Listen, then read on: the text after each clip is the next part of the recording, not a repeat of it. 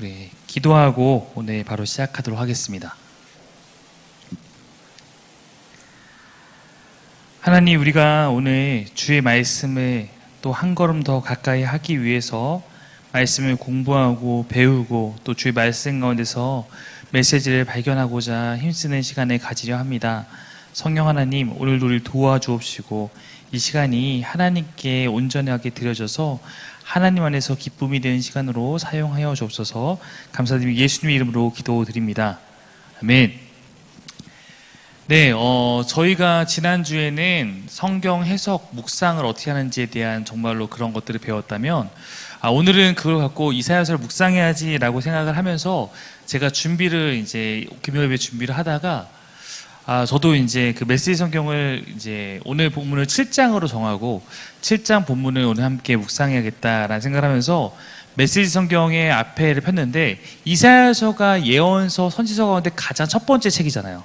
그러니까 이제 이사야서를 시작할 때 예언서 전반에 대한 메시지 성경 앞에 있는 서문 한 5페이지, 6페이지 정도가 있는데 읽었는데 너무 좋은 거예요.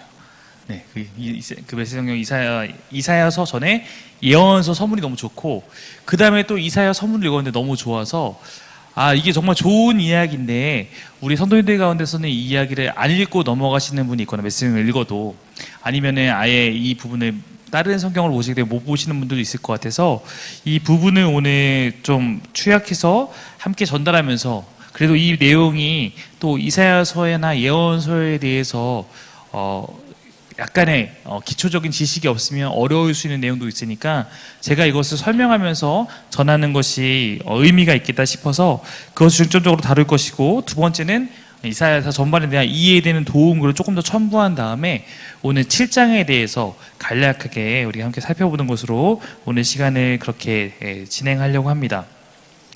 네, 그래서 지금 메시지 성경 예언서 앞에 있는 서문 중에 일부를 제가 이렇게 정리해서 한 거니까요, 같이 눈으로 따라 읽으시면서 제가 중간중간에 설명하도록 그렇게 하겠습니다.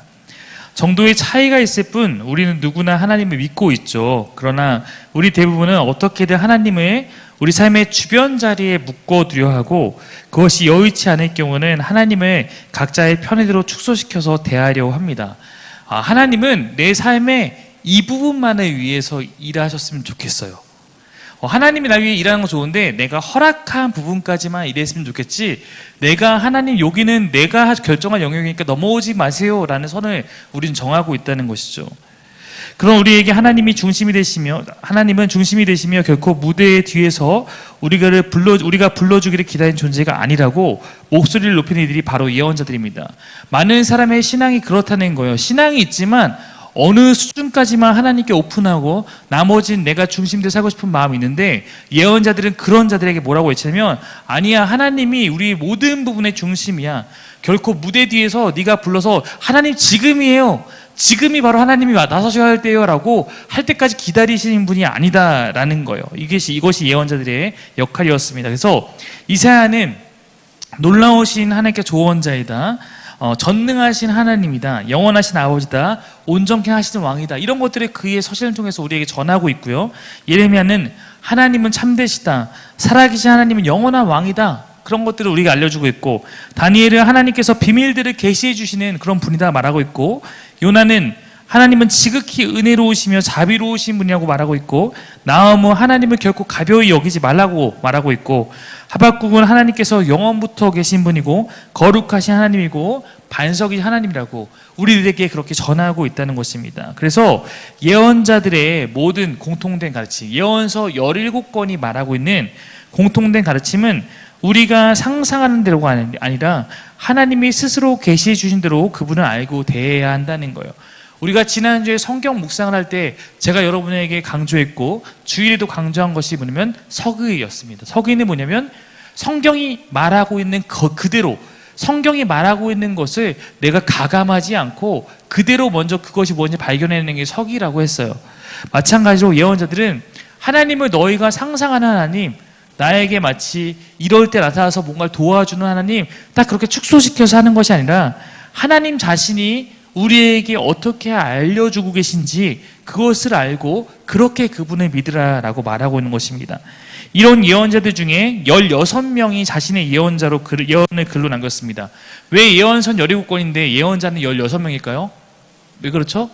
네, 예레미야가 2권의 책을 썼기 때문입니다. 근데 예언자는 이들만 있는 것이 아니라 16명의 예언자를 뭐라고 부르냐면 문서 예언자라고 부릅니다. 왜냐면 그전에도 여러 예언자가 있었으나 이런 일을 한 사람이 많이 있었으나 문서로서 글로 남긴 사람들이 이들이었기 때문입니다.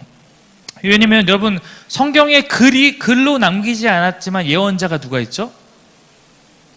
대표적인 것들이 엘리야, 엘리사, 나단 선지자 이런 사람들이 다 있었지만 그들은 글이 없기 때문에 그들의 예언이 그때 이름을 붙여서 예언으로 전해지지 않았지만 이렇게 문서 예언자는 우리에게 문서로 남긴 사람들입니다. 하나님 앞에서 신실하게 순종하며 사는 길을 찾는 이들에게 이 16명의 예언자들은 없어서는 안 될 우리의 길잡이들이 되어주고 있는 것입니다. 여러분 하나님의 길, 하나님을 따르는 길은 세상의 길과 다릅니다. 길이 다르다는 것은 이런 거예요. 우리 삶에 갖고 있는 전제가 다른 거예요. 우리는 신이 있음을 전제하고 우리는 신이 우리를 창조하셨으면 믿는 사람들 이런 전제가 있지만 세상 사람들은 그렇게 믿지 않죠. 가치가 다른 것입니다. 우리는 하나님 나라를 위하여 살아가는 것이 가치가 있다고 여기지만 또 밖에 있는 사람들은 그렇게 하지 않죠. 가치가 다릅니다. 일하는 방식이 다르죠. 우리는 무언가 어려움 많았을 때 기도하면서 하나님께 지혜를 구하며 풀어가고자 하지만 세상 사람들은 그 방법이 다릅니다. 이것이 길이 다른 문제라고 말하는 거예요. 성경 하나님께서는 예언자들을 도구로 사용해서 당신의 백성을 주변 문화와 떨어뜨려 놓으시고 즉 우리가 세상에 있지만 세상과 구별된 삶을 살도록 부르셨고 세상이 주는 칭찬과 보상을 과감히 저버리고 세상에서 이렇게 세상이 원하는 대로 살면 주어지는 보상이 있지만 때로는 내가 그것을 과감히 버리고 순전한 믿음과 순종과 예배의 길로 돌아가게 해줍니다. 늘 하나님의 현존에 끼어있게 해주는 이들이 예언자들이었다는 것입니다. 여러분 제가 여러분에게 몇 번 나눈 적 있어요. 예언자들이라는 사람이 있는데 이 예언자들이라는 사람은 우리가 이 예언자라고 했을 때 우리 안에 그리스도인이 되기 전에 혹은 밖에서 쓰는 용어들이 하나 있기 때문에 우리로 하여금 혼동하게 만들 수 있어요. 왜냐하면 밖에서 예언자는 무슨 역할이에요? 미래의 일을 점치는 것, 노스트라다무스 이런 사람을 우리 예언자로 생각하지만 성경에서 말하는 예언자는 전혀 그런 의미가 아닙니다. 성경에서 말하는 예언자라는 의미는 하나님 앞에 있는 자예요. 하나님 앞에서 하나님의 말을 듣고 그것을 있는 그대로 전하는 스피커입니다. 그래서 그들은 결코 미래의 일만을 말한 게 아니라 과거의 일도 때로 지었고 너희가 지금 과거에 이런 일을 했기 때문에 조상들이 어려움을 당한 거 받지 않냐? 현재 너희의 고난에 대해 말하기도 하고 당연히 미래에 대한 부분도 얘기하고 있습니다. 그러므로 예언자를 생각할 때 우리는 예언자라고 하면은 밖에 있는 점치는 자와 연결시키지 아니라 지금 오늘날 누구와 연결시켜야 되냐면 설교자와 연결시켜야 되는 거예요. 예언자는 설교자였습니다. 우리가 그래서 구약의 파노라마 할 때도 미래에 대한 기대를 설교한다라고 이렇게 외웠었잖아요. 예언자들은 하나님의 말씀을 받아서 전하는 자. 마찬가지로 지금 설교자들도 하나님 말씀을 받아 전하는 자가 되어야 되기 때문에 우리가 성경을 통해서 하나님의 말씀을 올바르게 보고자 노력하는 것이죠. 자, 근데 여러분, 나는 예언서가 제일 좋다. 난 성경에서 예언서가 제일 좋다. 여러분 어떤 책을 좋아하십니까? 네. 성인상 어떤 책 좋아하세요? 역사서? 신약. 네, 나는 신약을 좋아한다. 네. 많은 분들이 구약보다 신약을 좋아합니다. 왜냐면 신약이 좀 더 우리한테 확 와닿잖아요. 와닿는 의미가 더 많죠, 아무래도. 그래서 보통 사람들이 구약보다는 신약을 좀 더 편애합니다. 일단 분량도 그렇고요. 알고 있어야 될 사전 지식도 좀 적은 편이죠. 복음서 같은 경우는 바로바로 우리에게 적용이 되기 때문에 그런 면이 있죠.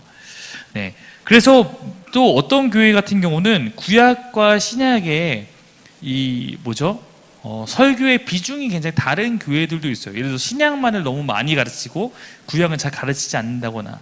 네.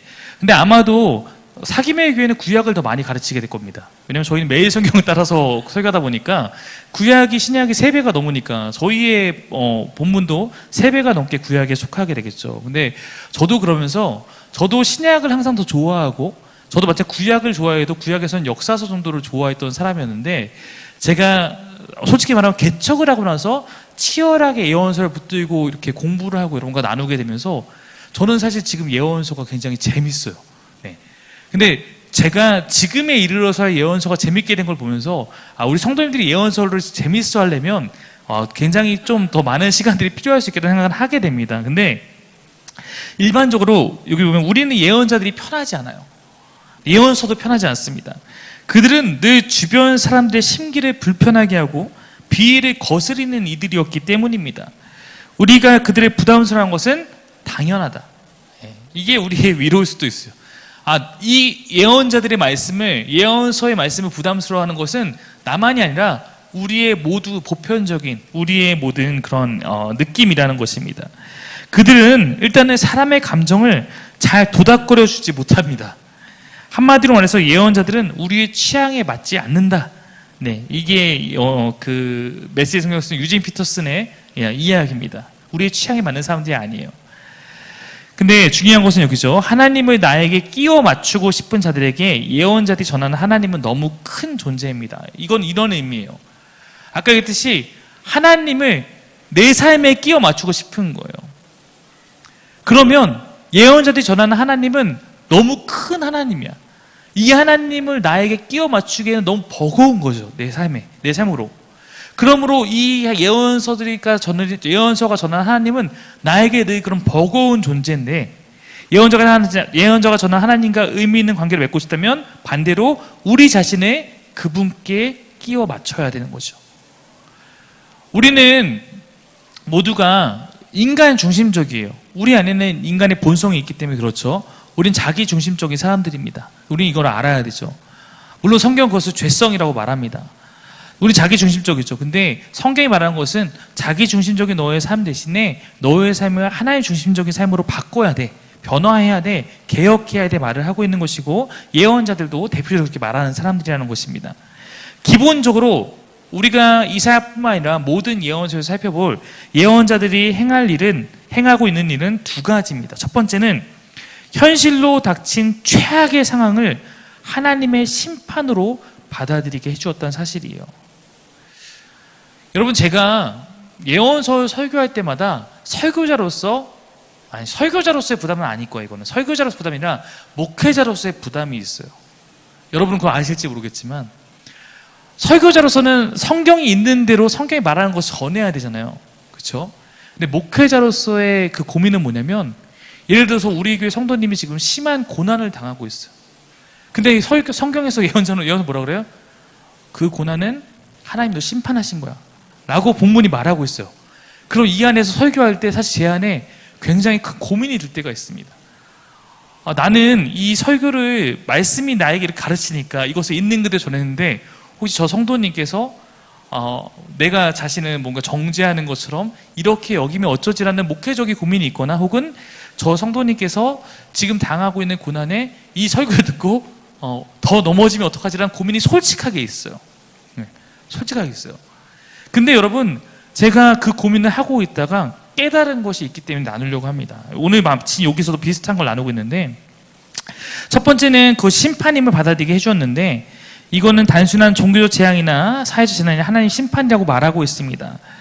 최악의 상황으로 보았던 것을 하나님의 심판으로 볼 줄 알게 된다면 이제 우리는 그것을 부인하거나 회피하지 않고 받아들일 수 있게 됩니다. 왜냐하면 하나님은 우리를 구원하시려는 선의를 가지신 분이기 때문입니다. 따라서 심판은 우리에게 일어날 수 있는 최악의 일이 아닙니다. 사실 더 최선의 상황입니다. 하나님께서 하시는 모든 일은 결국 세상과 우리를 바로잡아 주시는 것이기 때문입니다. 무슨 얘기냐면, 제가 아까 했던 얘기가 덧붙여서 이 부분을 이렇게 설명할 수 있을 것 같아요. 저는 이게 여러분을 향한 하나님의 심판입니다 말하는 거에 대한 부담감을 갖고 있다고 말했지만, 사실은 나에게 닥친 이 고난이 나를 향한 하나님의 심판인 것은 나에게 어떻게 보면은 최악의 상황이 아니고 오히려 감사한 일이 될 수 있는 거예요. 왜냐면 만약에 이것이 내 어떤 문제, 내 어떤 삶에 대한 하나님의 심판이 일어나, 즉 하나님께서 이걸 통제하고 계신 거라면 이것을 해결할 수 있는 능력도 그 하나님께로부터 나온다는 말이 될 수 있기 때문입니다. 반대로 내가 지금 당하는 고난이 하나님의 심판이 아니라고 말하면 지금 내 마음은 가벼울 수 있지만 그 해결책도 하나님께 없을 수 있는 거예요.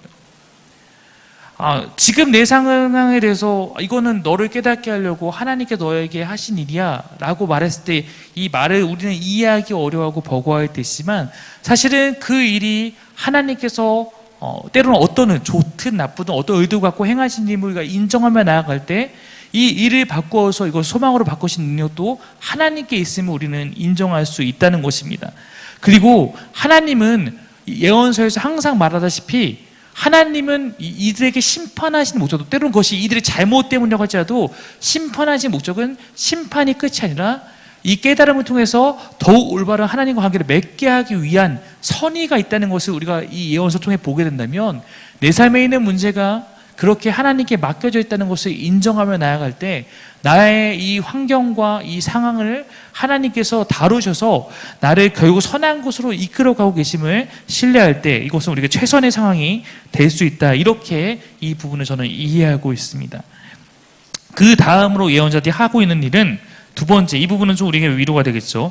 기진맥진에 쓰러진 자들이 일어나서 하나님께서 열어주실 미래를 향해 다시 걸어가도록 용기를 붙들어주는 일을 하고 있다는 거예요. 특별히 예언자들은 포로 생활과 죽음과 수치와 죄라는 총체적인 파멸 한가운데서 다시금 희망의 횃불을 들었고, 무슨 이스라엘 역사에서 가장 힘든 때, 가장 영적인 암흑기, 가장 절망적인 순간에 예언서가 쓰여졌기 때문에 동일하게 우리에게도 하나님께서 어느 시대 어느 곳에서나 하고 계신 새로운 구원의 역사에 사람들을 동참시키고 있는 것입니다. 그 안에서 희망을 말해 주었기 때문에 우리에게 비록 어려운 상황이 있을 수 있겠지만 내 삶이 설령 내 삶 전체에서 지금 가장 최악의 위기에 있다고 할지라도 그 안에서 예언자를 통해서 말씀하신 하나님을 발견할 때 우리에게 진정한 소망이 주어진다라는 사실입니다. 살면서 우리가 아주 일찍부터 갖게 된 나쁜 습관이 하나 있다고 말하는데요. 사물이나 사람을 성과 속으로 구분하는 것입니다. 성은 거룩한 것, 속은 속된 것, 거룩하지 않은 것을 의미하는 것이죠. 우리 기독교인들 특히 이런 사고가 많습니다. 어떤 것은 거룩한 것, 어떤 것은 거룩하지 않은 것, 이렇게 나눠버리는 거죠. 우리는 직업, 그리고 내가 오락을 즐기는 것, 정치, 사회생활 이런 것들은 이거는 속된 영역, 그냥 세상적인 일이라고 여기고 이거는 마치 우리에게 재량권이 있는 것이라고 생각하며 살아갈 때가 있습니다. 반면 예배와 성경, 천국과 지옥, 교회와 기도 같은 것들이 성스러운 일이며 이것이 하나님이 역사하신 영역이라고 여기는 생각을 할 때가 많습니다. 그래서 내게 신앙적 문제가 발생했을 때는 이거를 하나님께 가서 풀어야지, 목회자한테 가서 풀어야지 하고 할 수 있지만 나에게 아까 했듯이 내가 생각하는 신앙적 영역을 벗어나는 일이 발견했을 때는 이거는 세상적인 방법으로, 이것은 이 분야의 전문가들에게 맞춰 풀어야지 라는 생각을 하게 되는 나쁜 습관이 있다는 것입니다. 이런 생각으로 인해서 각자의 삶에서 하나님을 위해 일정한 자리를 내어드리며 살고 있다고 여기고 겉보기에는 하나님을 높이는 것 같지만 이것은 사실 하나님을 일정한 자리에 한정시키고 그 밖에 모든 것은 우리 멋대로 하겠다는 속셈에 지나지 않는다는 것입니다. 거룩과 속된 것을 나누는 것은 일견 타당해 보일 수 있지만 오히려 그것은 거룩한 영역만 하나님께 맡기고 내가 속되다고 생각하는 나의 삶의 영역은 하나님께 맡기지 않겠다라는 나의 태도일 수도 있다는 거죠. 이런 생각으로 인해서 그 다음 패러고 보시죠. 예언자들은 그러한 마음, 그러한 시도를 절대 용납하지 않습니다. 그들은 모든 일이 성스러운 영역 안에 있다고 역설합니다. 하나님은 우리 삶의 전 영역을 다스릴 권한이 가지신 분이라고 말하고 있습니다. 이른바 사적 영역이라는 우리의 감정도, 우리의 가정생활도, 내가 돈을 벌고 쓰는 방식도, 추구하고 있는 정치의 형태도, 전쟁도, 재난도 그 어떤 것도 하나님께서 무시하시거나 그분의 통치 영역을 벗어나 있거나 그분의 목적과 무관한 것은 없다는 것입니다. 즉 여러분의 모든 삶의 영역은 하나님께 답이 있고 하나님 안에 속해 있다는 것을 우리는 인정해야 한다는 거예요. 내가 지금 겪고 있는 어려움이 지극히 종교적인 거리가 먼 일이라고 할지라도 그것에 대한 대답은 여러분 다른 데서 구하는 것이나 하나님께 구할 수 있어야 한다는 것입니다. 그래서 그분은 거룩하신 분입니다. 모든 영역 가운데 거룩하신 분이에요. 예언자들은 우리가 하나님을 피할 수 없게 만듭니다. 그들은 하나님을 전면적으로 받아들이고 촉구합니다. 예언자에게 하나님은 바로 이웃이 사는 사람보다 더 분명한 실제라는 거예요. 우리는 이웃에 사람이 살고 있다는 것은 날마다 인식하며 살지만 하나님이 내 삶에 살고 있다는 것은 때로는 잊을 때가 있는 것이 사실이잖아요. 일단 내 삶의 급한 부분은 눈에 보이는 방법으로 해결하고 그 다음에 이따 가서 기도하자라고 할 때가 있겠지만, 그러나 이 마지막 얘기처럼 이웃에 사는 사람보다 하나님의 실존은 더욱 분명한 실제라는 것, 이것이 예언자들이 그 당시 사람들에게 그리고 지금 우리에게 하고 있는 이야기, 이것이 메시지 성경 예언서 서문에 나와 있는 이야기입니다. 이런 마음으로 우리가 예언서를 보기 원한다는 거죠. 네, 이사야 선문도 한번 같이 보겠습니다. 이사야는 히브리 민족이 낳은 최고의 예언자요 시인입니다. 여러분, 이사야서를 개역 한글로 읽을 때, 개역 개정으로 읽을 때는 잘 드러나지 않는 사실이 있는데, 이사야는 시입니다. 시로 구성되어 있어서 사실은 그냥 시적 표현이 강하고 이렇게 그런 식으로 시적으로 이렇게 나눠져 있고 구절들이 이런 것이 있습니다. 사실 저도 잘 몰라요. 그러나 이번에 저도 이사야를 공부하면서 이사야가 이런 시적 요소가 있구나라는 것들을 알게 됐습니다. 이사야서에서 볼 수 있는 가장 특징적인 하나님의 호칭은 다름 아닌 거룩하신 분입니다. 이사야서는 굉장히 광대한 책이라고 했습니다. 여러분, 우리가 적어도 이사야서를 배우니까 한번 알아야죠. 이사야서는 몇 장까지 있습니까? 66장까지 있습니다. 조금 더 여러분에게 이해하기 쉽게 설명하면 성경이 66장까지 있잖아요. 구약이 몇 장까지 있죠? 39장까지 있고 39개의 책이 있고 신약이 27개의 책. 예. 그래서 66권, 성경은 66권, 이사야 66장 이렇게 되는데, 이사야도 구약과 신약이 나눠지는 그 지점에서 나눠지고 있어요. 이사야도 1장부터 39장까지가 1편, 그다음 40장부터 60장까지 27장이 2편, 그 2편을 둘로 나누냐 하나로 보느냐 문제가 있지만 이런 문제. 그래서 39장이 기적으로 나눠진다는 것이 우리 가운데 구약과 신약과 연결시켜 봤을 때 이해하기 편한 부분이죠. 이 책은 광대합니다. 고대 이스라엘 백성에게 전해진 메시지의 모음집이에요. 여러분, 모음집이라는 표현이 좀 의미 있는데, 저와 같이 신학을 공부하는 사람에게는 왜 그러냐면요, 모음집이라는 것은 요만큼 이런 여러 가지 글을 모았다는 의미잖아요. 그러면 한 번에 쭉 쓴 글이 아니라는 의미로 해석될 수 있습니다. 그러다 보니까 모음집으로 읽을 때는 모음집으로 읽어야 되는 거죠. 모음집을 읽을 때는. 예를 들어서 서신을 읽을 때는 비교적 이거 서신이 쭉 이렇게 읽거나, 역사서 같은 경우는 쭉 흐름이 있는데 이사야서는 그렇지 않을 수 있음을 알려드릴 것이고, 오늘 제가 이사야 특강을 하게 된 이유 중에 하나가 이사야서의 그 구조를 알면 이사야서를 이해하는 게 쉬운데 그 구조를 모른 채 읽으면 너무 이 책이 어렵게 느낄 수 있기 때문에 그런 겁니다. 그래서 모음집이고요, 읽는 이들을 거룩하신 분의 현존과 그분이 운행하고 계신 역사 속에 빠뜨리고 있습니다. 말씀을 우리가 한번 같이 읽으면 좋겠습니다. 한번 같이 읽을까요? 시작. 오직 만군의 여호와는 정의로우심으로 높임을 받으시며 거룩하신 하나님은 공의로우심으로 거룩하다 일컬음을 받으시니. 네, 만군의 여호와는 정의롭고 높임을 받으시고 거룩하신 하나님은 공의로우시고 거룩하다 일컬음을 받는 그런 분으로 소개하고 있습니다. 이사야는 거룩에 대한 우리 생각을 바꿔놓습니다. 지금까지 우리는 거룩이라는 단어가 그저 경건한 말, 별다른 감흥 없는 민숭민숭한 말에 지나지 않았다면, 이사야의 설교는 그 단어를 불덩이 같은 무엇으로 바꾸어 놓습니다. 거룩은 우리가 삶에서 가져볼 수 있는 가장 매혹적이고 가장 강렬한 체험입니다. 이사야가 바로 그 거룩을 맛봤기 때문이에요. 제가 이번 주에 이제 이사야를 우리가 지난주에 서론에 이어서 이제 이사야의 오늘 소명과 이런 부분을 할 거기 때문에 콘티를 받으신 분은 알겠지만 찬양이 주께서 높은 보좌에 앉으셨는데 그 찬양 후렴이 거룩하다 만군의 여호와 이렇게 나오잖아요. 그 하나님이 얼마나 거룩하신 분인지 그것을 이사야서는 계속 우리에게 말해주고 있고, 아까도 이 거룩은 종교적인 언어가 아니라 내가 실제로 체험하면서 느끼고 있는 피부로 와닿는 그런 언어라는 것입니다. 이사야가 말하는 거룩은 그저 겉핥기식 삶이 아닌 삶의 진수를 있는 그대로 맛보는 것입니다. 우리가 하나님의 직접 행하고 계신 일들 속으로 뛰어들게 됩니다. 그저 그 일들을 입으로 떠들거나 책으로 읽는 것이 아니라는 말입니다. 거룩은 거기 들어오는 자들을 완전히 녹여서 새로운 존재로 만들어내는 용광로입니다. 여러분, 예배할 때 우리 안에 있어야 될 첫 번째 가장 중요한 마음이 뭐라고 얘기를 많이 하죠? 예배에 있어서 생명은 이것이다. 예배는 이렇게 하면 나아가야 된다. 예배할 때 이 마음이 제일 중요하다라고 할 때, 그래도 예배라는 뜻 자체도 그렇지만 경배하는 마음, 하나님을 높여드리는 마음이 제일 중요하거든요. 내가 위로받는 건 둘째고, 예배는 사실 우리가 하나님을 높여드리는 거예요. 하나님을 높여드리는 건데, 그러므로 우리가 예배할 때도 하나님을 여러 가지 높여드릴 수 있는데, 그 중에 하나님을 높이고 찬양하고 그 하나님을 느껴야 될 영역 가운데 가장 중요한 영역은 하나님의 거룩하심이죠. 하나님의 그 거룩하심 안에서 죄인인 내가 어쩌면 더욱더 그 가까이 가기 위해서 회개가 필요하다는 경험하기도 하고, 그 안에 거룩하시는 하나님부터 영향을 받아서 나도 거룩한 삶을 추구하면서 내가 거룩하니 너희도 거룩하라 말씀하셨던 것처럼, 예배를 통해서 우리가 거룩으로 나아가는 것처럼 거룩은 우리에게 있어서 굉장히 중요한 요소라고 말하는 것입니다.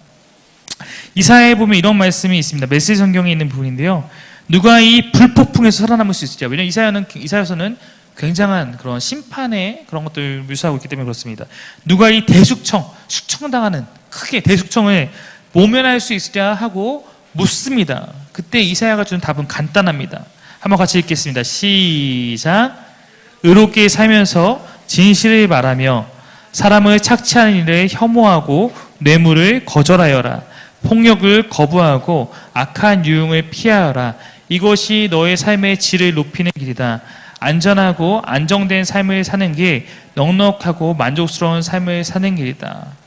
어떻게 너 하나님의 심판에 모면할래? 어떻게 너 하나님 안에서 하나님이 어떻게 보면 주시는 이런 징계를 면할 수 있을래? 라고 했을 때 우리는 다른 것을 생각할 수 있지만, 의롭게 살 것, 진실을 말하고 정의를 행하고 뇌물을 거절하고 폭력을 거부하고 유흥을 피하고 이렇게 하나님의 거룩하심을 추구하면서 살아서 이것으로 우리의 삶도 그렇게 하나님에 따라서 질을 높이는 것, 그로 말미암아 안정되고 안전하고 안정된 삶을 사는 것, 넉넉하고 만족스러운 삶을 사는 것, 이것이 하나님의 백성에게 요구되는 삶이다. 이사야는 말을 하고 있습니다. 거룩, 거룩, 거룩. 이것은 장식용으로 수놓아질 레이스가 아닙니다. 네. 이것은 혁명의 깃발입니다. 진정한 혁명이죠. 그래서 이사야는 광범위한 책인데 지구 행성에서 하나님의 백성으로 살아가는 일에 포함된 거의 모든 것을 다루고 있습니다. 이사야는 하나님께서 우리의 지극히 일상적이고 때론 실망스러운 경험을 들어서 창조와 구원과 희망의 일들을 이루어 가시는 그 과정을 우리에게 보여주는 그러한 책입니다. 우리는 이러한 메시지를 통해서 이것을 깨닫게 됩니다. 이 세상과 우리 인생이 하나님이 사용하실 수 없는 것은 아무것도 없다는 사실을 말입니다. 이것은 때로는 존재적인 것이 될 수 있죠. 하나님께서 사용하지 못할 사람은 아무것도 없다가 될 수 있고, 사건적인 것이 될 수 있습니다. 하나님께서 사용하지 못할 사건은 아무것도 없다라는 의미도 될 것입니다.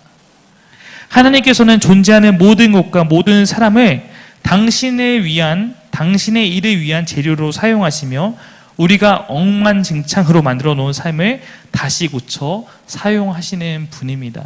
네. 그래서 이사야가 보여주는 하나님, 이사야가 전하는 하나님은 이러한 하나님이다라는 개념을 갖고 우리가 이사야서 들어가기를 메시지 성경에서 유진 피터스는 말하고 있습니다. 제가 조금 더 이제는 이사야서가 말하는 어떤 큰 흐름과 큰 추구점을 말했다면, 이제는 실질적으로 여러분이 이제 이사야서를 읽을 때 도움이 되는 글을 좀 정리해서 같이 나누려고 합니다.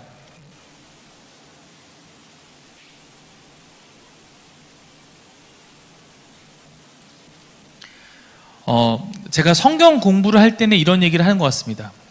대표적으로 여러분, 창세기라는 책이 있습니다.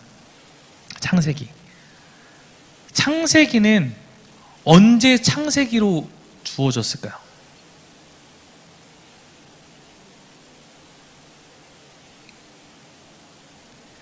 네.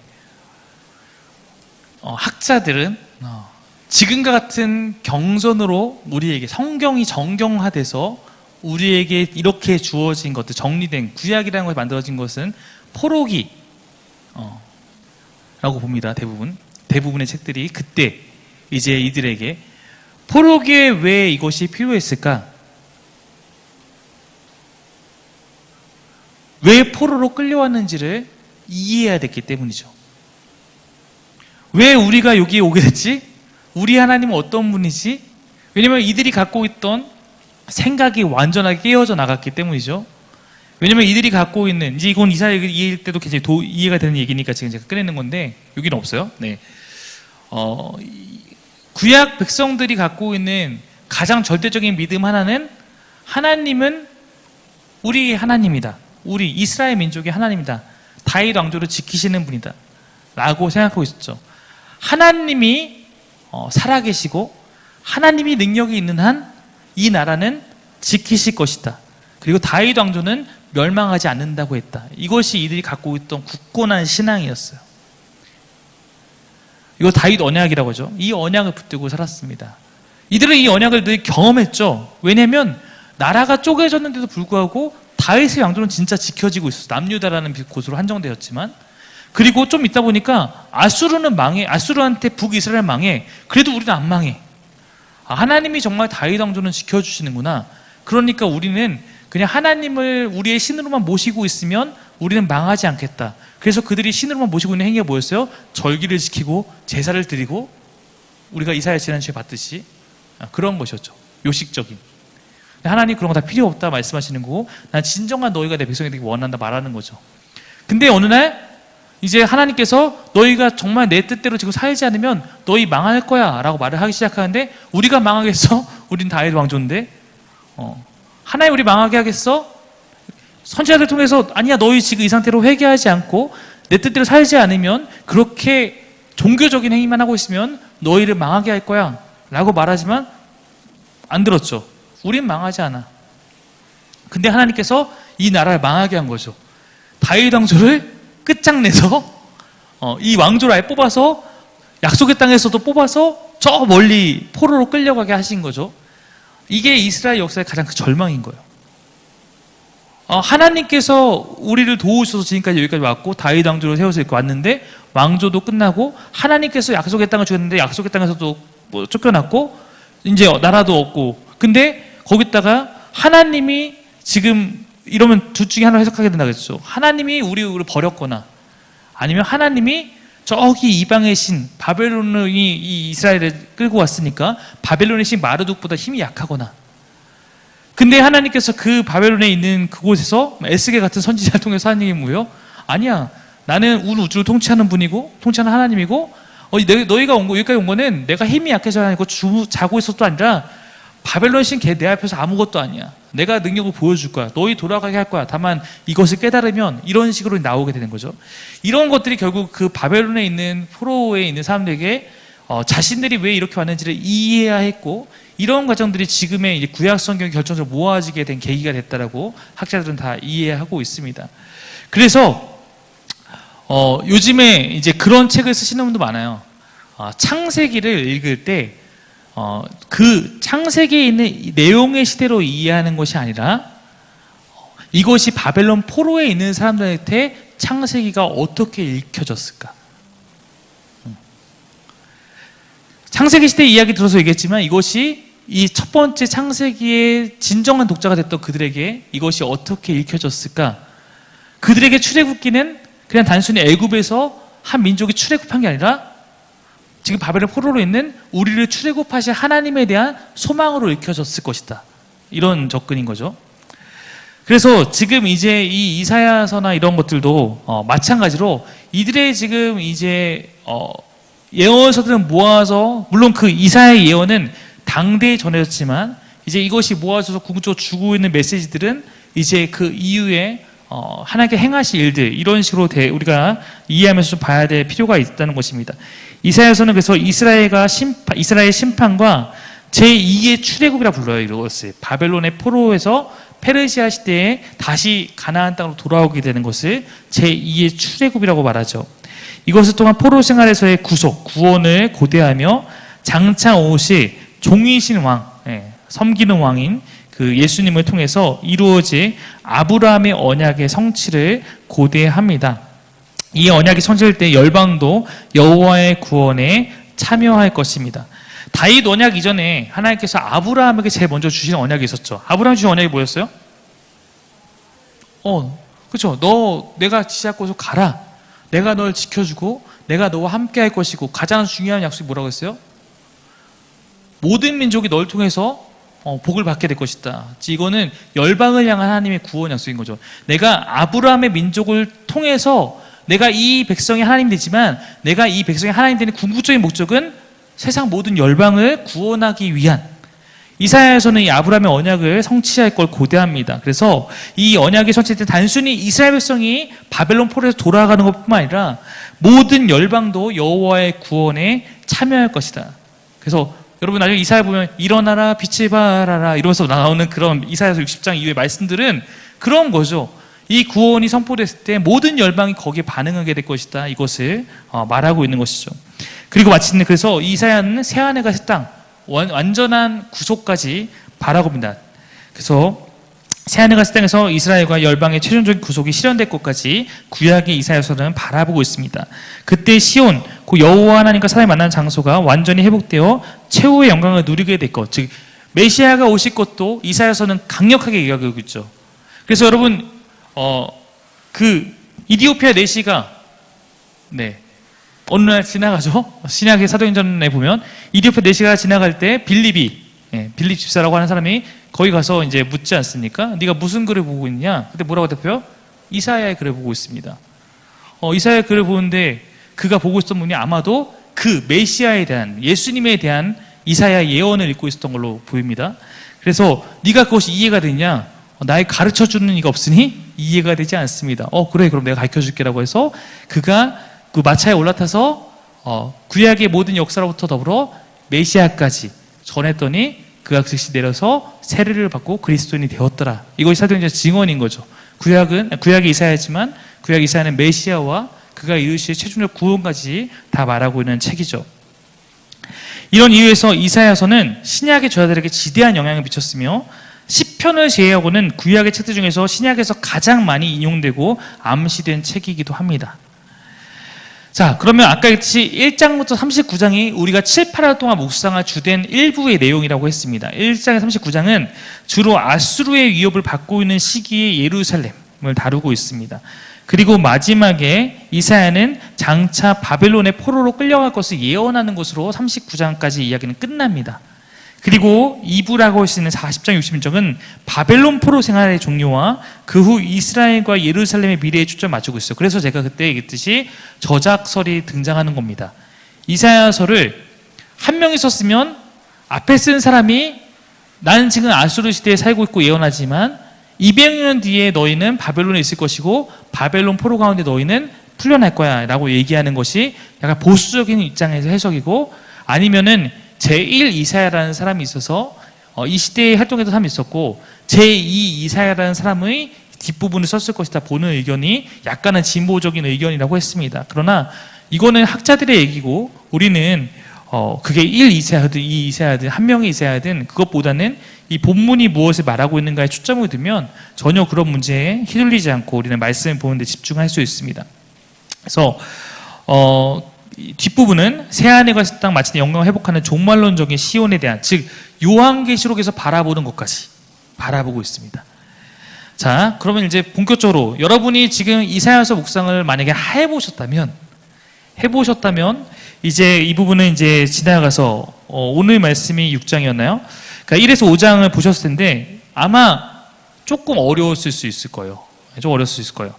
자, 1에서 5장은 일부 1장부터 39장까지 말하는 주요한 관심사를 소개하는 부분입니다.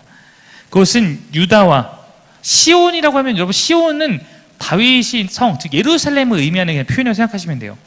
유다와 시온은 여호와 열방을 위한 여호와의 백성이 되어야 한다는 소명에 부합하지 못했다는 점을 강조합니다. 즉 이거예요. 야, 유다 너희는 내 백성이잖아. 너희 다윗 왕의 그런 후손이라며. 그러면 너희만큼은 여호와의 백성이 되어야지. 너희가 여호와의 백성이 되는 것은 단순히 너희만을 위한 것이 아니라 열방을 위한 나의 비전에 참여하는 나의 도구가 되어야지 라고 말을 하고 있는데 너희는 그렇게 살지 못하고 있어를 지적하는 부분입니다. 그러므로 아마 너에게 심판이 올 거야 라고 말하고 있는 부분입니다. 이게 1장부터 5장까지 내용이에요. 그리고 6장에서 이사야의 소명 장면이 뒤에 나옵니다. 이것이 이사야서를 우리가 이해하기 힘든 어려운 부분 중에 하나예요. 보통은 뭐 예레미야나 에스겔 이런 것은 선지자의 소명은 어디 나와요? 제일 앞에. 선지자가 소명을 받고 이제부터 넌 이런 일을 할 거야. 이렇게 했는데 이사야 1장부터 5장까지 먼저 이사야 전체가 지금 진행된 분위기를 먼저 쭉 보여줘. 심판에 너는 이제 잘못했어. 너는 심판받게 될 거야. 이런 부분들 막 보여주고, 지난주에 얘기했듯이 1장은 갑자기 뒤에 있는 그런 마지막 때에 보면서 너희 그때 그렇게 살아남은 거 그거 하나님이 도와준 거야. 그래서 정신 차려 이놈들아 이렇게 하면서 시작한다는 거죠. 5장까지 그런 얘기 막 하다가 6장에 대해서 갑자기 이사야가 어떻게 하나님께 소명받는지를 나오고 있다는 거예요. 그래서 그는 이스라엘의 거룩한 자, 즉 하나님의 천상 하에 올라가서 그의 비전을 목격하고 하나님께 무엇을 하고자 하는지를 목격하고 하나님의 심판에 선언하라는 그 사명을 받고 그것을 위해 일하는 자가 됩니다. 자, 이게 그럼 1장부터 6장까지 이런 내용이에요. 여기까지 이해하셨죠, 여러분? 이해했지? 즉 이사야서 1장부터 6장은 어떤 큰 뭔가 흐름이 아니라 전체적인 주제와 6장에서는 이사야를 부르신 사건까지, 즉 서론처럼 등장한다는 것입니다. 자, 그런 다음에 중요한 것은 두 개의 내러티브가 나와요. 내러티브 뭐냐면 7장부터 9장과 36장부터 39장까지의 내러티브를 다른 말로 말하면, 우리나라 말로 표현하면 설화라고 이야기할 수 있고, 다른 말로 말하면 이야기. 우리가 좋아하는 역사서에 그런 이야기에 대해서 이야기가 두 개가 등장합니다. 자, 여러분 잠깐 저를 봐주시면요. 서론, 1장부터 5장 서론에 관련된 분위기를 말했고, 6장에 이제 본격적으로 소명을 받았어요. 그럼 7장부터가 이제 시작인 거잖아요. 1부에. 7장부터 39장까지가 이제 이사야 1부에 이 아수르에게 위협을 받고 있는 그 시대에 예루살렘 백성에게 하고 싶은 이야기를 하는 장면인데, 이 7장부터 39장은 또 어떻게 되냐면 맨 앞에 7장부터 9장까지 한 이야기가 등장하고 맨 뒤에 36장부터 39장까지의 또 이야기가 등장하고, 요 사이에 10장부터 35장까지가 이사야 예언이에요. 그러니까 두 개의 한 어떤 이야기가 이 예언을 감싸고 있는 구조로 되어 있습니다. 구조는 이해하셨죠? 지금 이렇게 말하면 서론 빼면 두 개의 이야기가 양쪽 끝에 있다. 맨 아까 맨 뒤에 있고 그 사이에 예언이 쭉 등장하고 있다. 이것을 기억하면 좋은데요. 그럼 앞에 있는 예언은 뭐냐? 아하스 내러티브예요. 아하스라는 왕에 관련된 이야기가 7장부터 9장에 나오고, 쭉 이사야의 예언이 모아진 다음에 다시 마지막 36에 39장에는 누구에 대한 내러티브가 나오냐면 히스기야에 대한 내러티브가 나오는 거예요. 그래서 아하스와 히스기야가 이사야에서 우리가 제일 이해하기 쉽게 나오는 이야기로 등장하고 있습니다. 내러티브가 우리가 제일 이해하기 쉬우니까. 자, 그래서 이거는 굉장히 치밀한 구조예요, 사실은. 왜냐면 우리가 나중에 제가 신약에서 많이 하는 것 중에 뭐 인클루지오나 이런 거 얘기할 때 있잖아요. 앞에 있는 그 양쪽 감싸고 있는 것 통해서 이거 주제 강조하든지, 혹은 샌드위치 구조로 해서 또 가운데 있는 것이 핵심이 더 많아요. 이것도 비슷한 구조로 말미암아서 이 아하스와 히스기야의 이야기를 통해서 이 사건을 드러내면서 지금 이사야서가 무엇을 말하고 있는지를 강력하게 드러내고 있는 그런 구조로 되어 있습니다. 이 두 이야기는 모두 동일하게 외부의 위협을 받고 있던 시기와 관련이 있어요. 아하스도 그렇고 히스기야도 그렇고 이 두 명의 왕이 다 외부의 위협을 받고 있는 이런 어려운 상황 가운데서 어떻게 해야 할까를 고민하고 있습니다. 근데 재미있는 것은 아하스 내러티브인 7장 3절과 히스기야 내러티브 36장 2절을 한번 같이 읽어볼게요. 두 절 말씀을 시작. 그때 여호와께서 이사야에게 이르시되 너와 네 아들 스알야숲은 윗못 수도 끝 세탁자의 밭 큰 길에 나가서 아하스를 만나라. 자, 히스기야 내러티브 보겠습니다. 시작.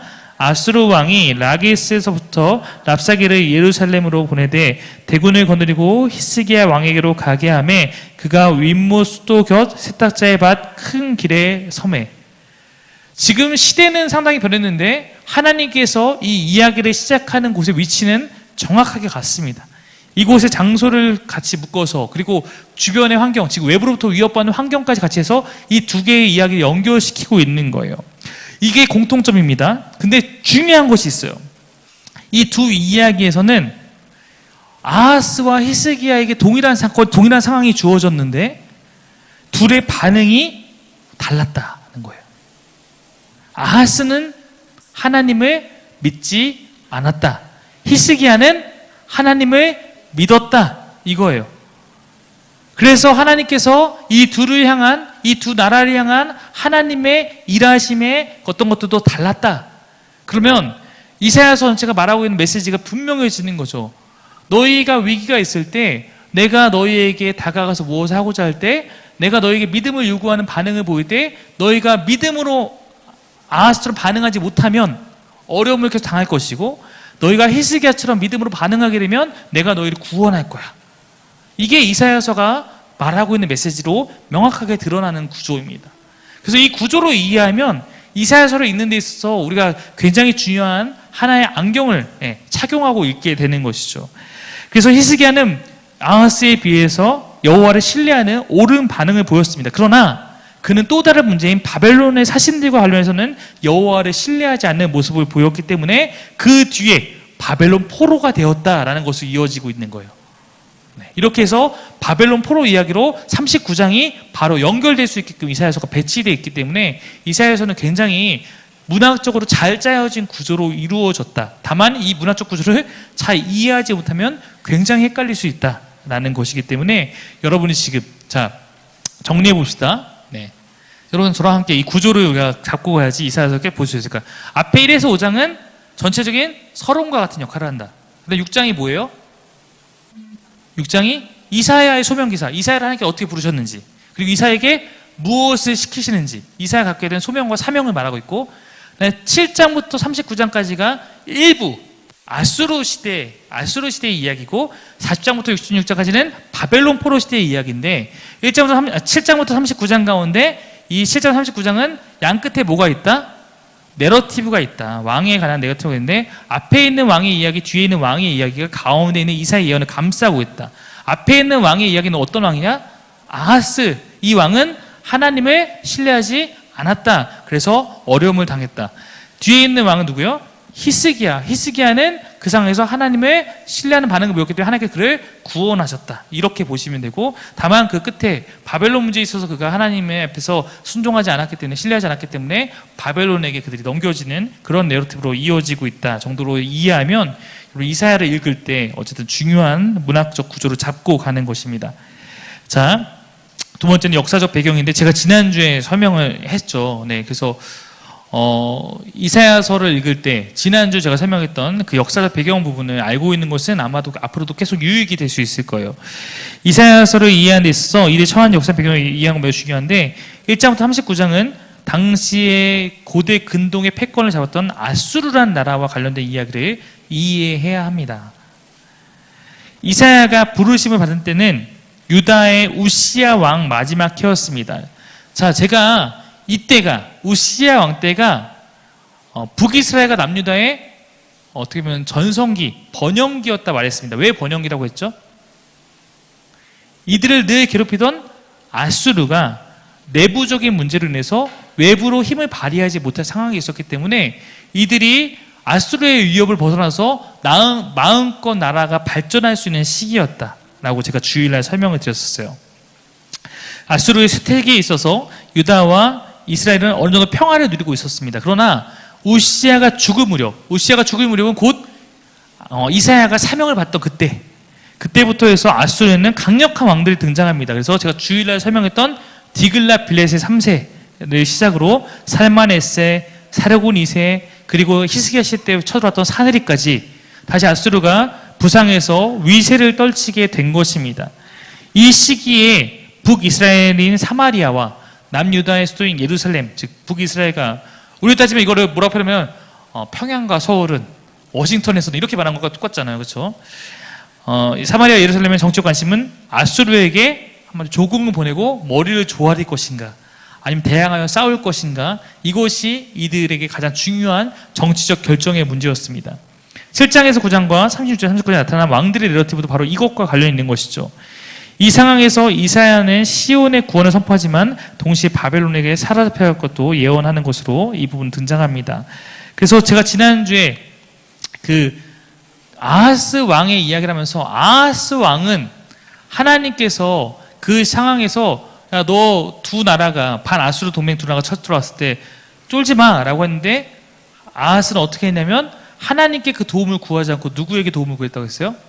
아수르에게. 그로 말미암아서 이 상황에서 하나님의 뜻대로 이 부분을 처리하지 않았다는 거죠. 오늘 지금 그 부분을 또 중점적으로 보게 될 거예요. 1장과 지금 7장의 내용이 같습니다. 어떻게 보면. 그래서 1장이 아니죠. 1장 아니고 이 7장의 부분이 바로 그 두 나라가 쳐들어왔던 시리아, 에브라임 그 부분의 내용과 같습니다. 자, 이사야의 소명할 때 6장의 내용은 제가 주일 설교를 통해서 자세히 다룰 거기 때문에 오늘 제가 여러분과 이 앞부분 일부를 정리하면서 함께 보려고 하는 말씀은 앞부분을 이해하는 데 있어서 가장 중요한 7장의 내용을 보려고 합니다.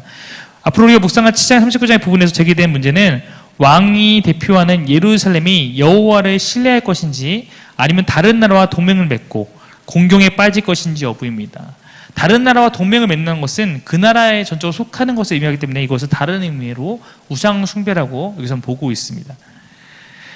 7장은 시리아 에브라임 전쟁이 배경입니다. 시리아 에브라임 전쟁이라고 역사적으로 부르고 성경의 표현대로 하면 시리아는 어디라고 했어요? 아람.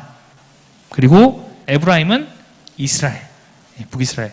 아람과 북이스라엘의 유다를 쳐들어온 사건입니다.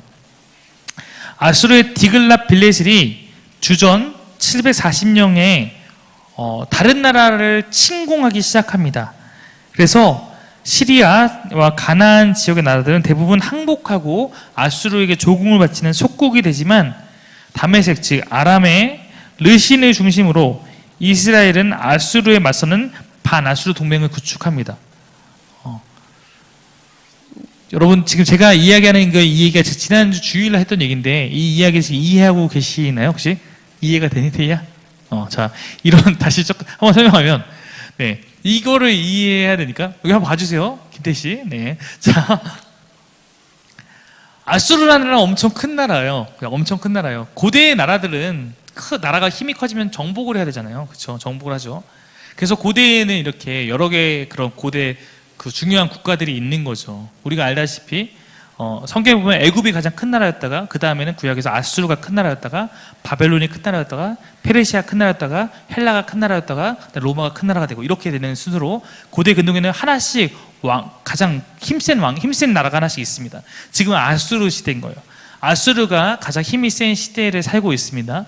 이 시대에 아수르는 힘이 세니까 다른 나라 쳐들어가는데 그때 얘기했듯이 지도상으로 아수르는 북쪽에 있는데 이쪽에 있는데 애굽을 쳐들어가려고 남쪽으로 남하하면 이건 왜 이런 현상이냐면 여기가 지금 그 팔레스타인 즉 가나안 땅에 있는 지역을 생각하면 이 지역은 교통의 요충지예요. 어떻게 보면 교통의 요충지인데 어느 정도 요충지냐면 3개 대륙이 만나는 지역입니다.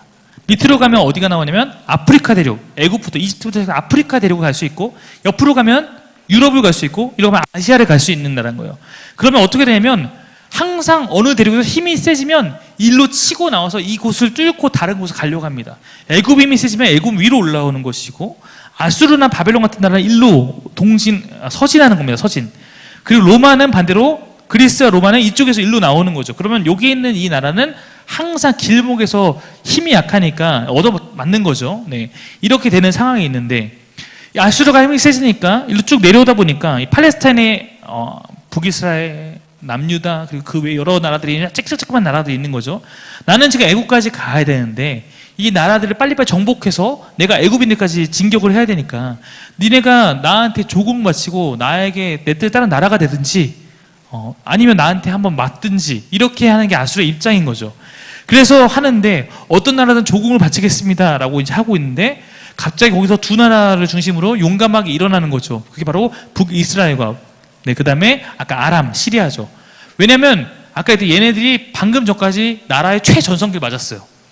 그러니까 우리가 이제 좀 해볼 수 있어 라고 했던 거죠. 아수르를 좀 무시했던 겁니다. 네, 그러다가 이 두 나라가 대항을 하는데 야 남유다 너 지금 뭐해? 너도 지금 우리한테 같이 붙어서 너도 반아수르 동맹에 들어와야지. 안 들어와? 그러면 이제 얘부터 일단 우리가 혼내줘서 우리의 힘을 과시하자 이렇게 된 거죠. 그래서 북이스라엘과 지금 이 아람이 즉 시리아 에브라임이 남유다를 쳐들어오게 됩니다. 이 상황에서 하나님께서 이사야를 아하스 왕에게 보내시죠. 왜냐하면 아하스 왕이 너무 두려워 떨고 있는 거죠. 그때 하나님께서 야 하나님 뜻대로 해야 돼. 하나님도 도와줄 거야. 이사야가 이야기를 하는 장면입니다. 근데 아하스가 이 상황에서 하나님을 의지하지 않은 이 상황이 지금 이 내러티브의 이야기라는 것입니다. 김태희 씨 이해되셨죠? 네, 감사합니다. 네. 자, 그래서 7장 1절부터 여러분 우리 오늘 7장 17절까지를 제가 넣어놨는데요. 제가 지난주에 성경 묵상법 할 때 소개했던 세번역 성경으로 제가 본문을 가져와 왔습니다. 그리고 한 절씩 띄어쓰기가 된 것은 단락입니다. 그래서 제가 지금부터 잠깐 여러분에게 한번 읽어볼 시간을 드릴 텐데요. 이때 읽어볼 때 한 단락마다 이 단락이 말하고 있는 것이 무엇인지를 한 번 정도씩만 생각해보고 가시면 조금 더 이 이야기가 쉬울 수 있을 것 같습니다.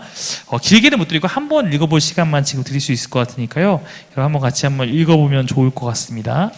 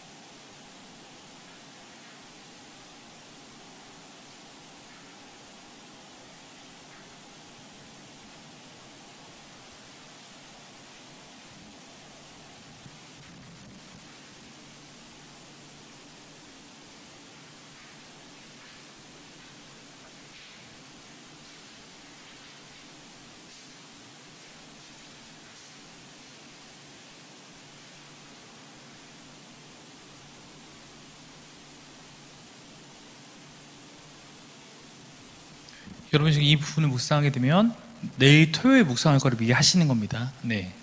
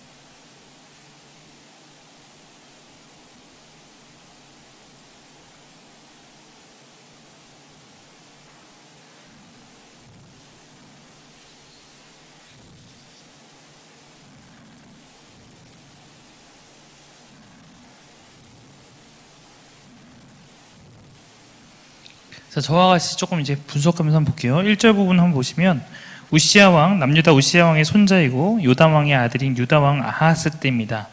시리아 왕, 시리아는 다른 말로 아람이라고 한다 그랬고요. 여기는 다메섹, 다마스쿠스가 수도이기 때문에 시리아, 아람, 다마스쿠스, 다메섹은 같은 곳을 지칭하는 표현이라고 말했습니다. 그리고 그곳의 왕은 르신이었고, 그 다음에 이스라엘, 북이스라엘은 다른 말로 에브라임이라고 부르기도 하고, 이곳의 수도는 사마리아였기 때문에 이스라엘, 에브라임, 사마리아는 또 한 세트입니다. 자, 이 르말리아의 아들인 이스라엘, 북이스라엘 왕 베가가 둘이 함께 힘을 합쳐서 유다의 예루살렘을 치려고 왔지만 도성을 정복하지는 못했습니다. 시리아 군대가 에브라임에 준하고 있다는 말이 다윗 왕 시대 전해지자, 즉 시리아와 에브라임이 하나가 돼서 즉 유다를 치려고 군사가 앞에 모여 있다는 것이 왕이 전해지자 아하스 왕과 백성의 마음이 거센 바람 앞에 요동치는 숯불처럼 흔들렸다. 즉 마음이 풍전등화가 같았던 얘기죠. 그때 하나님께서 이사야에 말씀하시는 건 3절이죠. 넌 너의 아들 스알야숲이라는 아들을 데리고 와서 아하스 왕을 만나라. 아까 얘기했듯이 세타자의 밭으로 가서 거기서 만나라는 것이고요. 그를 만나서 그에게 정신을 바짝 차리고 침착하게 행동하라고 말해주어라. 시리아의 르신과 르말리아 아들이 크게 분노한다 해도 그 두 나라, 즉 에브라임, 아람과 이스라엘 연합군은 타다가만 두 부직갱이에서 나온 연기에 지나지 않으니까 그들 보고 두려워하거나 겁내지 말아라 라고 알려주어라 말하는 것이죠. 시리아 군대가 아하스에 맞서 에브라임 백성과 그들의 왕 르말리아 아들과 함께 악한 계략을 꾸면서 올라가 유다를 쳐서 겁을 주고 우리에게 유리하도록 유다를 흩어지게 하며 그곳에다가 다부엘의 아들을 왕으로 세워놓자. 즉 무슨 얘기냐면 이 두 나라가 유다에 쳐들어와서 하고 싶은 궁극적 목적은 아하스왕 교체하고 다부엘의 아들을 우리가 왕으로 세워서 우리 말 잘 듣는 사람을 왕으로 세우자. 이게 이 두 나라가 쳐들어온 목적이었어요. 근데 그때 주 하나님께 말씀하십니다. 그들의 계략은 성공하지 못하고 절대로 그렇게 되지 못합니다. 사마리아 수도는 다마스쿠스이며 다마스쿠스의 머리는 그들의 왕이 르신입니다. 에브라임, 북이스라엘은 65년 안에 망할 것이고 뿔뿔이 흩어져서 다시는 한 민족이 되지 못할 것이다 말씀하십니다. 에브라임, 북이스라엘 수도는 사마리아이고 사마리아의 머리는 르말리아의 아들인 베가이기 때문에 베가 왕이기 때문에 또 고작 그 정도다라고 얘기하고 있는 거죠. 너희가 믿음 안에 굳게 서지 못한다면 너희는 절대로 굳게 서지 못한다. 주님께서 아하스에게 말씀하십니다. 너는 주 너의 하나님에게 징조를 보여달라고 부탁하여라. 저 깊은 곳 스올에 있는 것이든 저희 높은 곳에 있는 것이든 무엇이든 보여달라고 해라. 야, 내가 너와 함께 한다는 것을 네가 나한테 혹시 보여달라면 내가 보여줄게라고 하나님께 말씀하시는 거죠. 근데 그때 아하스가 뭐라고 하냐면 아닙니다. 저는 징조를 구하지 않고 주님을 시험하지 않겠습니다라고 이야기합니다. 그때 이사야가 그 이야기 듣고 말하는 거예요. 다윗 왕실은 들으십시오. 남유다의 왕조에게 말하는 것이죠. 다윗 왕실은 백성의 인내를 시험하는 것만 부족해서 이제는 하나님의 인내까지 시험해야 하겠습니까? 그러므로 주님께서 왕실에 한 징조를 주실 것입니다. 너희가 구하지 않았지만 내가 줄게, 이런 것이죠. 처녀는 처녀라고 해석하는 것은 사실 좋은 해석은 아니고 젊은 여인이라는 뜻입니다. 여러분, 처녀가 아이를 낳는다는 건 사실 좀 말이 안 맞잖아요. 네, 젊은 그러니까 결혼했을 때 나이가 어린 여성이 잉태해서 아들을 낳을 것이며 그의 이름은 임마누엘이라고 할 것이다. 여러분 잘 알고 있는 말씀이 여기서 나오는 거죠. 그 아이가 잘못된 것을 거절하고 옳은 것을 선택할 나이가 될 때 그 아이는 버터와 꿀을 먹을 것이다. 그러나 그 아이가 잘못된 것을 거절하고 옳은 것을 선택할 나이가 되기 전에 임금님 미워하시죠. 두 왕의 땅이 황무지가 될 것이다. 즉 이 아이가 어릴 때, 즉 얼마 머지않아서 너희 찾았던 두 나라는 다 망할 것이다 라고 예언하고 있는 거예요. 에브라임과 유다가 갈라진 때로부터, 즉 통일한국에서 분열한국이 된 때부터 지금까지 이 백성이 겪어본 적이 없는 그런 재난이 주님께서는 임금님과 임금님 백성과 임금님 아버지의 집안에 내리실 것입니다. 주님께서 아수르의 왕을 끌어들이실 것입니다 라고 하면서 그 이후에 또 예언이 이어지는 이 부분이 우리가 오늘 함께 살펴볼 7장의 그런 내용입니다. 아까 얘기했듯이 윗모 수도 끝 세탁자의 발 큰 길은 아하스에게는 정치적으로 이곳에 갈 이유가 있었던 것이고 여호와 앞에서는 그 신학적인 이유가 있습니다. 왜냐하면 아하스가 그곳에 간 목적은 여러분 예루살렘의 포위를 당하게 되면, 여러분 우리 옛날에 그 한국에서 전쟁 같은 거 하는 거 보면은 무엇을 끊으면 이 백성이 버티지 못하냐면 물이 끊기면, 이 성에 안에 물이 떨어지면 이 백성은 더 이상 버티지 못하잖아요. 그래서 물을 확보하는 게 되게 중요하거든요. 예루살렘도 마찬가지였어요. 예루살렘도 이 수로를 혹시 공격당하게 되면은 이 수로가 뭔가 작동하지 못하면 전쟁을 오래 치를 수가 없는 구조의 그런 국가였습니다. 그래서 이것을 지켜야만 수성, 즉 수비하는 데 성공할 수 있었기 때문에 그는 그래서 여기를 간 것입니다. 그래서 신학적으로는 윗모 수도가 아니라 여호와가 예루살렘과 다윗 왕조의 생명수임을 보여주기 위해서 이곳을 하나님께서 만남의 장소로 정하신 것으로 이해할 수가 있습니다. 너는 지금 네 힘으로 이거 지키러 왔지만 여호와, 이 나라를 지키는 건 여호와 하나님께 달려있어 라는 의미입니다. 두 번째, 하나님께서 아하스에게 이사야를 보낼 때 누구 데리고 오라고 그래요? 스알야숲, 첫째 아들이죠. 스알야숲 데리고 오라고 합니다. 이사야는 그 이름의 뜻이 여호와께서 도움이시다라는 의미이고 그의 아들 스알야숲은 남은 자가 돌아오다라는 의미를 갖고 있는 이름으로 지어주셨어요. 즉 심판 후에 구원받을 수 있다라는 상징을 갖고 있는 것이죠. 여호와는 이사야와 스알야숲을 보내면서 그들을 보낸 걸 통해서 메시지를 주고 있는 것입니다. 직면한 상황에서 여호와를 의지하며 아하스는 구원하신 하나님, 즉 이사야의 이름이 갖고 있는 그 하나님의, 이사야의 이름의 뜻을 갖고 있는 그 하나님을 경험하게 될 것이고, 네가 만약에 정치적인 선택을 하게 되면 남은 자만 돌아오시게 하는 하나님, 스알야숲의 하나님을 경험하게 된다는 것을 보여주고 있는 그러한 메시지가 이 안에 담겨 있습니다. 그리고 세 번째 살펴볼 것은 하나님을 격려하신다라는 것입니다. 아람 이스라엘은 군사적 위협 앞에 두려움에 잠긴 아하스에게 먼저 주신 말씀은 격려입니다. 두려워하지 말고 용기를 내어서 침착하게 대처할 것 주문합니다. 적군이 여호와 하나님 앞에서 아무것도 아님을 알려주고 있어요. 먼저 네가 정신 차리고 지금 닥쳐있는 이 앞에서 정신 똑바로 차리고 하나님을 봐 라고 이야기하고 있는 것이죠. 하나님은 격려하시는 하나님으로 등장하고 있습니다. 구원에는 조건이 있다. 7절은 구원하시겠다는 약속인 것이 분명합니다. 그러나 그 약속은 9절에서 조건이 붙습니다. 다윗 왕조와 유다 백성은 여호와 하나님께서 역사를 경영하시고 민족들의 운명을 결정하신 분임을 알아야 합니다. 만일 너희가 굳게 믿지 아니하면 너희는 굳게 서지 못하리라. 하나님의 구원은 이들의 태도에 달려있다는 것입니다. 무조건적 약속인 7절처럼 지금 당장 두 나라 앞에 쳐들어온 눈앞의 위기는 주님이 막아주실지 모르지만 궁극적으로 아하스의 태도에 따라서 하나님의 보호가 계속될지 아닐지 결정된다는 것입니다. 그러나 아하스는 이 권면을 받아들이지 않았기 때문에 그럼 그에게 주어진 것은 심판이 되겠죠. 이것을 우리는 느낄 수 있는 것입니다. 경건을 가장한 위선 12절을 보면 아하스는 징조를 구하지 않고 주님을 시험하지 않는 경건한 신앙인처럼 보입니다. 즉 우리가 분명히 성경에 보면 하나님을 시험하지 말라라는 구절도 있죠. 네, 그렇죠? 그렇지만 또 때로는 하나님께서 시험을 허락하시는 장면들도 있습니다. 대표적으로 뭐가 있어요? 네, 기드온의 양털 시험. 네, 이런 것들 다 뭐 하나님께서 모세 부를 때 손 넣었다 뺐다 해요, 뱀 넣었다 이런 것들 다 하나님께서 어떻게 보면 허락하시는 어떤 하나님께서 말씀하시는 이런 것들이죠. 그러나 어떤 부분에서 분명히 하나님을 우리가 마음대로 늘 날마다 시험하고 이런 것은 좋지 않은 모습일 수 있습니다. 그러나 오늘 이 부분에서는 그의 태도는 틀렸습니다. 아하스는 징조를 구하지 않고 주님을 시험하지 않는 마치 경건한 난 주님을 시험하지 않겠습니다 라고 말하는 경건한 신앙처럼 보입니다. 그러나 이미 선지자를 통해서 주님은 징조를 보여주겠다고 적극적으로 다가오신 상황에서 그것을 거부하는 것입니다. 이것은 그는 정치 영역만큼은 여호와의 주권을 단호히 거부하고 자신의 판단에 믿은 것입니다. 우리가 아까 예언서의 서론에서 우리가 이런 실수를 한다는 거죠. 이 부분만큼은 그래도 내가 결정할 거예요. 하나님은 좀 가만히 있으세요. 이것만큼은 하나님이 개입할 문제가 아니에요. 이런 마음 태도를 보였다는 것이죠. 또 하나 이 부분의 중요한 말씀은 이거겠죠. 임마누엘 징조입니다. 아하스가 징조를 구하라는 제안을 거절하니까 여호와께서 직접 다윗의 집에 징조를 주십니다. 임마누엘이라는 이름의 아이가 2~3살이 되기 전, 즉 머지않은 시간에 북쪽에 쳐들어온 두 나라가 심판을 받게 될 것을 이 예언을 통해서 징조를 통해서 나타나십니다. 이사야에 나타난 이 징조는 구원과 심판의 양면성과 같습니다. 아람 에브라임에 관하여서는 이들로부터 너희를 구원하겠다, 그들을 심판하겠다는 징조지만 유다의 미래에 대해서는 심판의 징조가 되기도 합니다. 하나님이 함께 하신다는 것은 믿는 자에게는 구원이고 믿지 않는 자에게는 심판인 것이기 때문에 이 아하스에게 이 임마누엘 징조가 나타났다는 것은 너가 하나님 뜻대로 하게 되면 구원을 받겠지만 하나님이 함께 하신다는 것은 즉 네가 하나님의 뜻대로 하지 않으면 심판을 받게 될 것을 말하는 것이죠.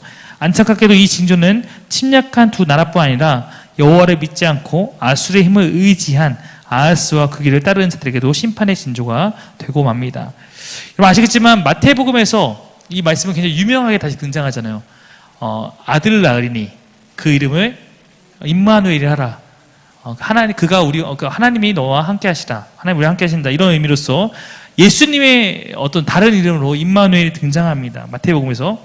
단 이사야에서 임마누엘이 앞으로 있을 여호와의 구원 역사의 확실성을 보여주는 징조인 반면에 마태복음에서는 임마누엘이 구원을 가져오는 인물로서 사람들이 그의 인격과 사역에서 징조가 아닌 임마누엘의 실제를 경험하는 것입니다.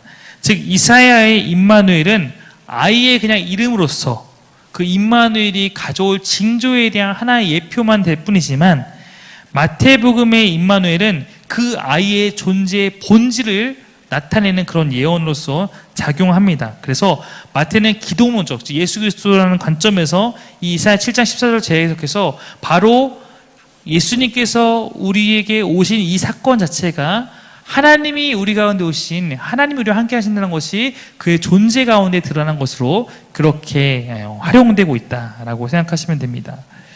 그래서 오늘 우리가 봤던 이 마지막 다윗 7장 부분에 보면 저는 13절이 굉장히 와닿아서 적었습니다. 물론 여러분의 각각의 또 어떤 부분에서 어떤 메시지를 받았는지 제가 들을 수 있으면 좋겠지만, 우리가 좀 나눔을 좀 피하고 있기 때문에, 저는 7장 13절에 이 부분이 굉장히 마음에 와닿아서 이 부분을 마지막으로 내가 적어봤습니다.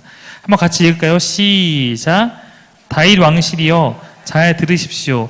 그대들은 소신과 위선에 불과한 경건으로 사람들을 지치게 만들고 그것으로 모자라서 이제는 하나님까지 지치게 만들고 있습니다.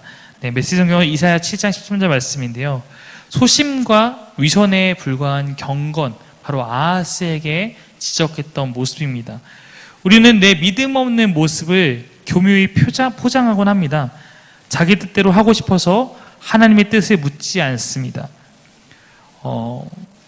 하나님께 뜻에 묻지 않는 이유 가운데 옛날에 제가 들었던 여러 가지 이유 중에 하나님께 뜻에 물으면 갑자기 나를 저쪽 외지에 선교사로 보낼까봐 비전을 묻지 못하고 갑자기 나에게 안 좋은 일을 시킬까봐 묻지 못하고 이런저런 핑계대면 하나도 묻지 못하겠죠. 네. 그러면서 예배하지 않는 이유, 기도하지 않는 이유, 성경을 읽지 않는 이유 여러 가지를 대면서 내 모습을 핑계하고 합리화하는 경우가 있습니다. 그러나 이사야서가 오늘 우리에게 주고 있는 것은 믿음이 있다면 믿음으로 반응하라는 것입니다.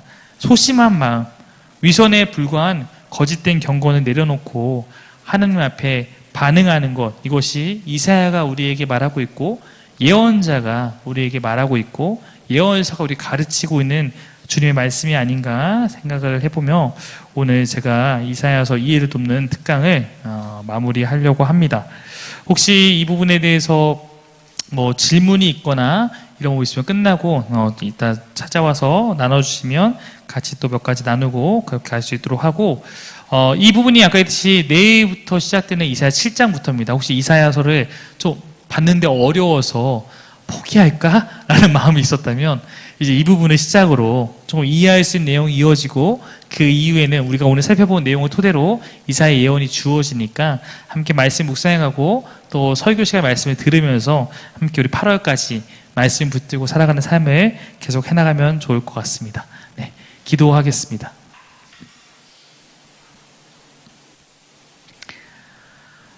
하나님, 우리는 왕이 아니지만 우리의 삶에서만큼은 우리가 가장 큰 결정을 내려야 될 중요한 위치에 설 때가 있습니다. 내 삶을 어떤 삶으로 하나님 앞에 나아갈 것인가, 그 결정은 어쩌면 내가 오늘도 믿음으로 해나가야 되는지 모릅니다. 말씀을 들었사오니 이제 말씀을 붙들고 하나님의 뜻에 맞는 삶을 향해서 내가 믿음을 보이며 내가 주어진 말씀의 기준에 따라서 하나님 원하시는 모습으로 반응할 수 있도록 인도하여 주옵소서. 하나님, 자꾸 세상이 주는 위협 앞에 소심해지는 내 마음을 하나님 붙들어 주옵시고 소심함을 버리고 하나님 향한 믿음 가운데 담대할 수 있도록 인도하여 주옵소서. 주님이 원하시는 결정을 내리는 데 있어서 주저하지 않도록 인도하여 주옵소서. 하나님, 겉모습만 신앙인인 척하는 그런 위선을 버리고 하나님 앞에 참된 신앙이 되어서 반응할 수 있도록 주여 인도하여 주옵소서. 하나님, 하나님의 뜻을 닮아서 날마다 주님께 한 걸음씩 나아갈 수 있는 어떠한 상황에서도 주님을 의지하며 나에게 선한 일을 행하실 주님을 바라보며 나아갈 수 있는 참된 신앙인으로 거듭날 수 있도록 주님 붙들어 주옵소서. 감사드리며 예수님의 이름으로 기도드립니다. 아멘. 네, 오늘의 모임을 마치도록 하겠습니다. 감사합니다. 수고하셨습니다.